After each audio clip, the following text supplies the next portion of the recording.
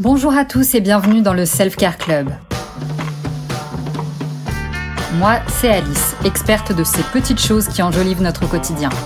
Ici, vous trouverez des astuces et des conseils lifestyle que j'ai pu expérimenter et que j'ai envie de partager avec vous. Alors, vous me suivez ou je vous emmène ? L'été approche et vous rêvez d'un teint hâlé sans exposer votre peau aux dangers des rayons du soleil ? L'autobronzant est peut-être la solution idéale pour vous. Je vous explique tout ce que vous devez savoir sur les autobronzants, de leur fonctionnement chimique aux avantages par rapport au bronzage solaire, leur application pour un résultat zéro défaut et pas grotte de Lascaux, sans oublier les récentes polémiques autour de certains ingrédients. Pour commencer, qu'est-ce qu'un autobronzant ? Un autobronzant, c'est un produit cosmétique qui est conçu pour donner à la peau un aspect bronzé, sans nécessité d'exposition au soleil. On en trouve sous différentes formes, on n'arrête pas le progrès, crème, mousse, spray, lotion et même lingette. Contrairement au bronzage obtenu par les UV, l'autobronzant n'endommage pas la peau et ne présente pas les risques de cancer associés à l'exposition prolongée au soleil, et c'est pour ça qu'on l'aime. Commençons par parler de ses avantages, donc la sécurité. Utiliser un autobronzant élimine donc le risque de cancer de la peau, de vieillissement prématuré et de coups de soleil causés par les rayons UV. La facilité. Vous pouvez obtenir très rapidement un bronzage à l'intensité souhaitée, puisque vous pouvez la moduler, toute l'année, indépendamment du climat ou de la saison. La rapidité, puisque les résultats sont visibles en quelques heures, contrairement au bronzage au soleil qui peut prendre quelques jours.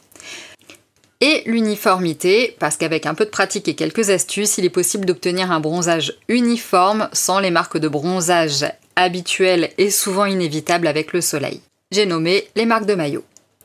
Parlons à présent du fonctionnement chimique de l'autobronzant. L'ingrédient clé des autobronzants est la dihydroxyacétone, la DHA. Et la DHA, qu'est-ce que c'est ? La DHA, c'est un sucre simple qui réagit avec les acides aminés présents dans la couche supérieure de la peau, appelée aussi couche cornée ou couche de peau morte. Cette réaction chimique, connue sous le nom de réaction de Maillard, produit des composés bruns appelés mélanoïdines, donnant à la peau un aspect bronzé. Pour la faire courte et parce que j'aime les exemples parlants, c'est un petit peu comme si la DHA toastait vos petites cellules mortes. Voilà. Et voici à présent un aperçu du processus. Donc, l'application. Vous appliquez l'autobronzant sur votre peau propre et sèche, bien évidemment. Ensuite vient la réaction. C'est la DHA qui pénètre à la couche cornée et qui réagit avec les acides aminés. Et le résultat enfin, donc en quelques heures, votre peau commence à brunir, atteignant son maximum entre 24 à 72 heures. À tous mes impatients, si jamais vous ne trouvez pas votre hâle suffisamment soutenu, attendez vraiment 72 heures avant d'en remettre une couche, sinon vous risqueriez de vous retrouver avec un bronzage façon Bahamas intense alors que vous vouliez juste déblanchir un peu, ce serait dommage.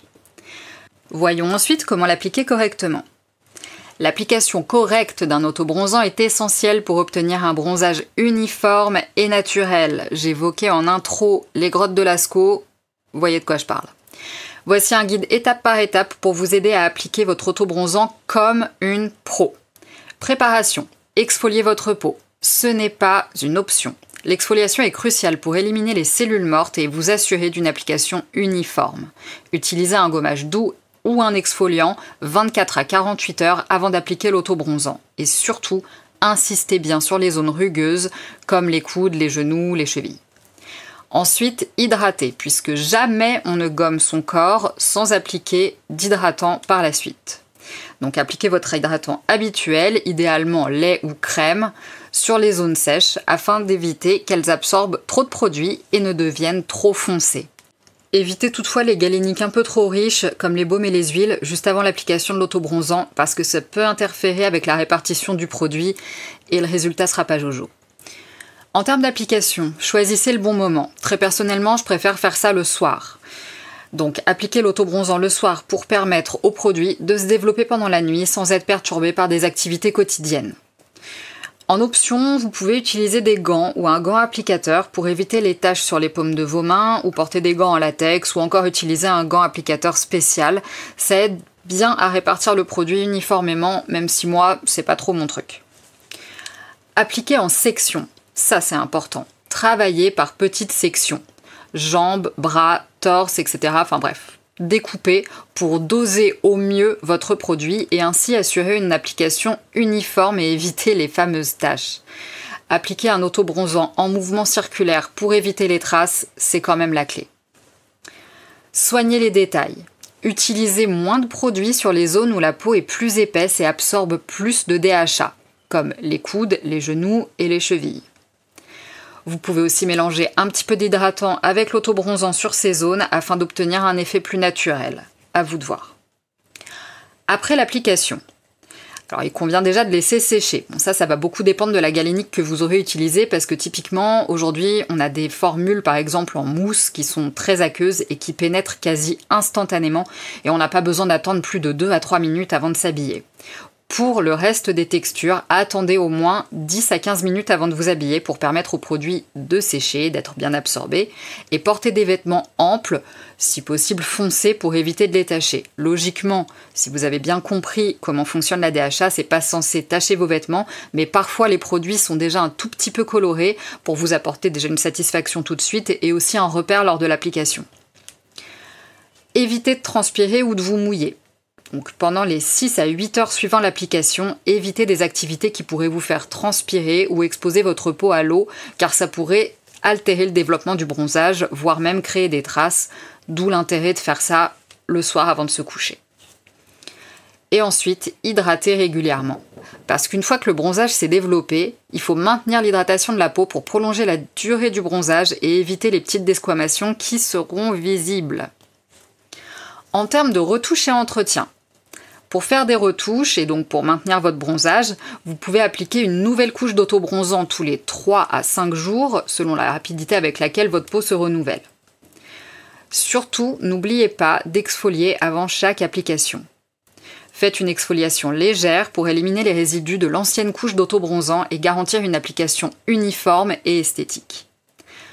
En bref, avec ces étapes, vous serez en mesure d'appliquer votre autobronzant comme une pro et profiter d'un bronzage lumineux sans défaut. N'oubliez jamais que la clé est la préparation et l'application minutieuse pour éviter les erreurs courantes que sont les traces. Pas de langue de bois ici. Et puisque pas de langue de bois, j'aimerais vous parler d'une polémique qui est très récente autour de ce type de produit. Donc récemment, il y a une polémique qui a éclaté autour de la présence de formaldéhyde dans les autobronzants. Je ne sais pas si vous savez ce que c'est, mais le formaldéhyde, également connu sous le nom de formol, c'est une substance chimique qui est interdite depuis 2019 en raison de ses effets sensibilisants pour la peau et de son potentiel cancérigène par inhalation. Et là vous me direz, mais s'il est interdit depuis 2019, pourquoi est-ce qu'on en parle ? Il est important de noter que le formaldéhyde n'est pas ajouté directement dans les autobronzants. Il se forme en réalité à partir d'une réaction chimique qui implique la DHA.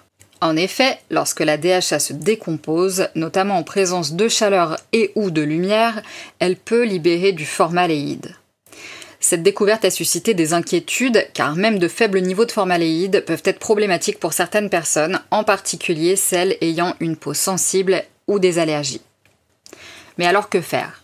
Pour minimiser les risques, voici quelques conseils. Choisissez toujours des produits de qualité. Optez pour des marques réputées qui testent rigoureusement leurs produits.